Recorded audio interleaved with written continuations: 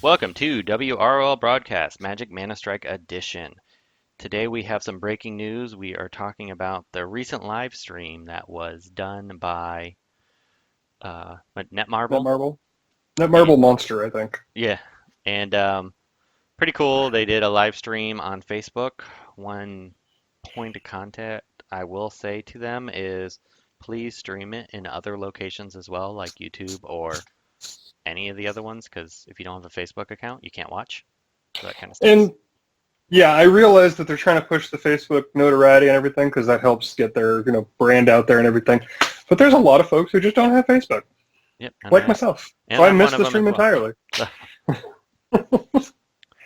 So they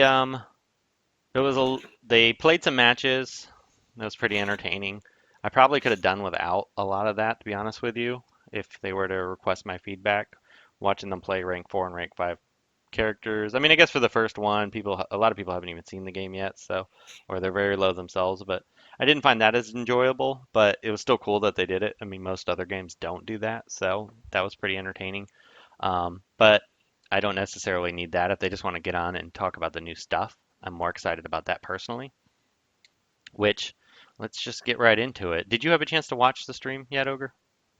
I've watched clips. Okay. I haven't. I wasn't able to watch the whole thing, but I have watched a couple of clips. The biggest news that came out of it was the 2 new PlanesWalkers that I presume is going to Get hype. Yeah, it's going to be presumably released right after the season ends in a couple days, which by the time you're listening to this, it probably will have already ended. But the new characters, first one is a red PlanesWalker, Koth. And seems like he's going to be a pretty interesting character. Says that he does melee AoE attacks to enemy air and ground units, and then transforms into Koth the Black Iron upon entering enemy territory. And whenever he enters enemy territory, he can only melee attack buildings. So what do you think about that, Ogre? Well, okay, so on a Magic stand side, Koth is one of the fan favorites. He's only ever appeared once, only ever had the one card, Koth of the Hammer. People are going to be really excited to read into Koth of the Black Iron, as that may be foreshadowing his next appearance, hopefully. But that's, Magic nerds being Magic nerds and trying to read into things that may or may not be there. As far as like his gameplay and everything, it looked really cool. I really like what they did with him, because he's kind of a geomancer. So it's really interesting to see what they had him do as far as like how he attacked and then how he becomes like super tanky as he goes into the enemy territory. I liked that.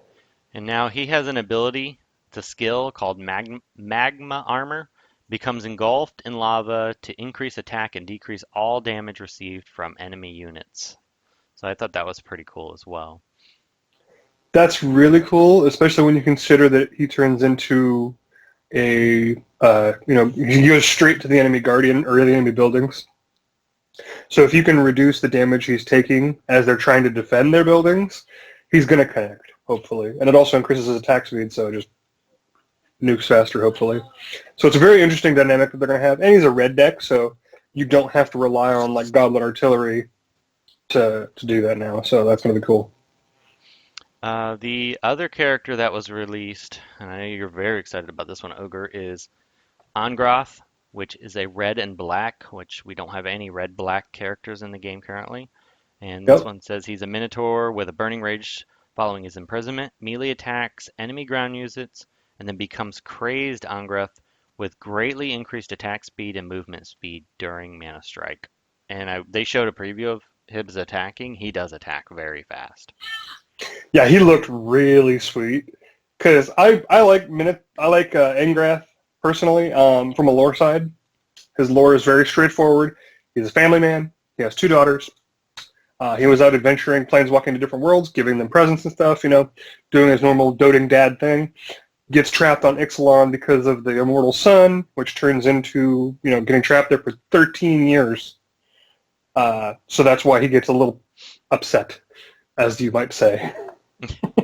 So it's very interesting to see all that lore come into how he plays. I really like that. His skill, Angrath's Rampage, which looks extremely powerful, inflicts massive damage and stuns enemy ground units for a short time in a rectangular area in front of him. And It's based on literally him throwing his chain out, so the rectangular area is just, it's a little strip. For those of you who are wondering how big the area is, it's not massive. yeah, It is long, but it's not like it still seems very wide. good. I mean, Oh no, it absolutely seems powerful. So I'm personally really looking forward to Angrath. Number one, because there wasn't a red-black planeswalker, like you said, and me personally, those are like two of my favorite colors in the game right now, just for how they play and the cards that they brought in to start. So I'm looking forward to Angrath a lot. I don't really like black that much. I've actually started messing with him a little bit, and I'm not that excited for black, but he does seem like a cool character, so um, I'm okay with it. And then we're also getting a skin for a Johnny skin with a big axe. Um, don't know the lore behind that one, but Do you have the name that they threw on no, I it? don't have it.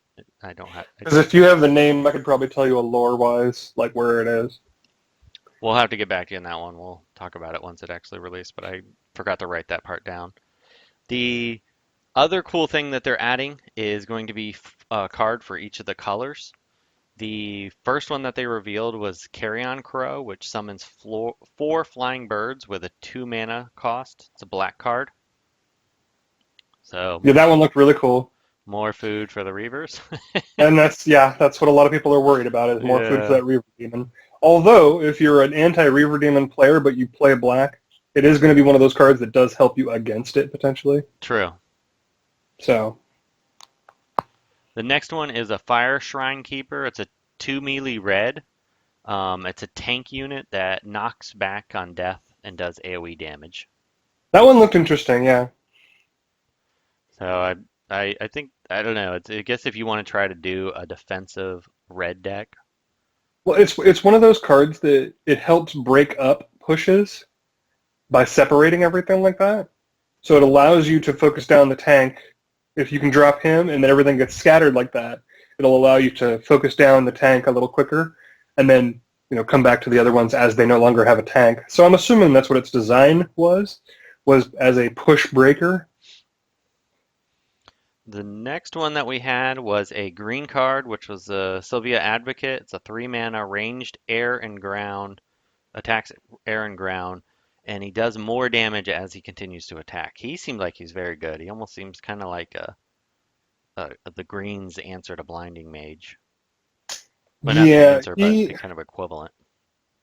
he actually seems like he's Green's answer to Aether's Squall Ancient Reaver Demon. Yeah, That's what he seems like to me. which I felt like green Because was he just starts punching harder and harder and harder.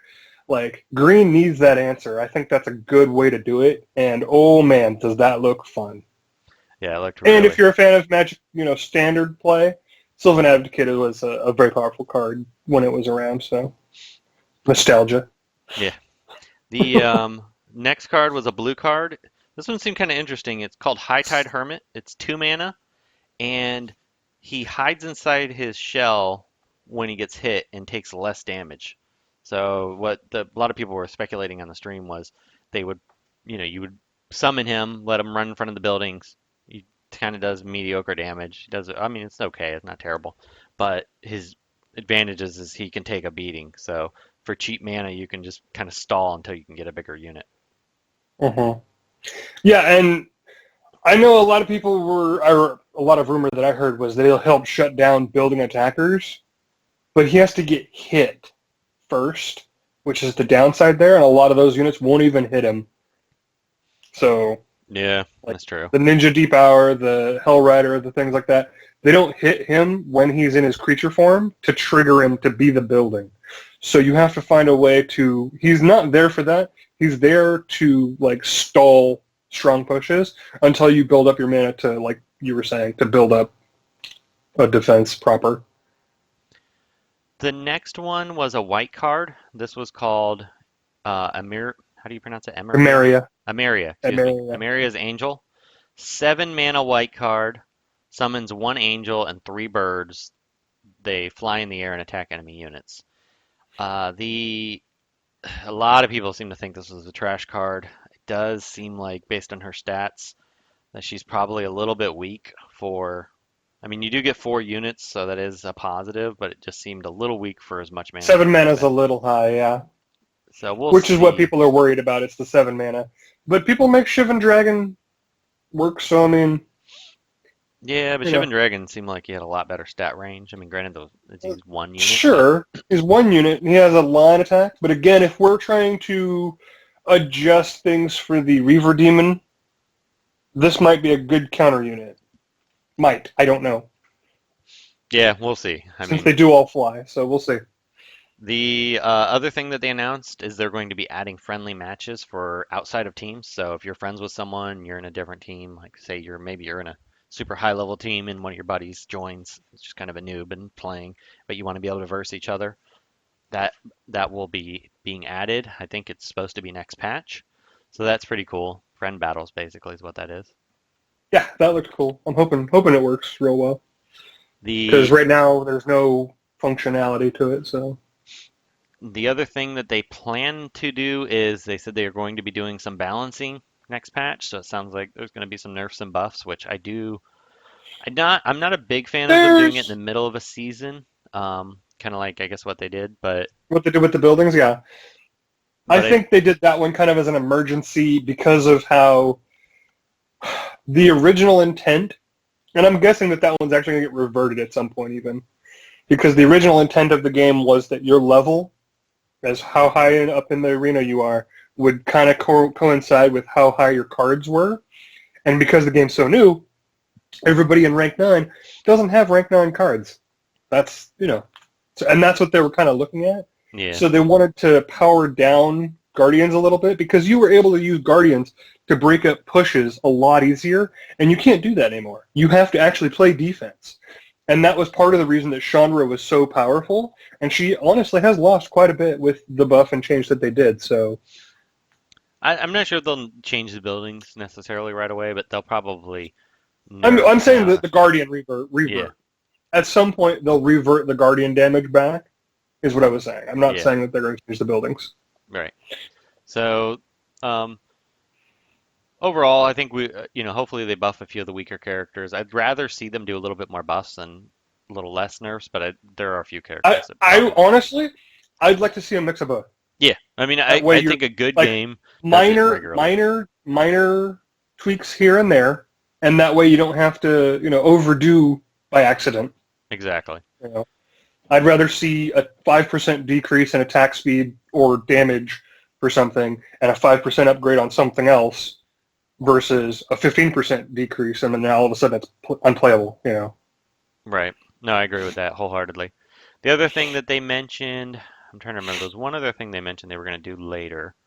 Um, oh, they said that eventually they're going to be adding 2v2 battles, which sounds really awesome. Yeah, that's going to be super fun. Oh, I think that'd be so much fun. A couple months away, but that's good. I need to learn how to play solo more before.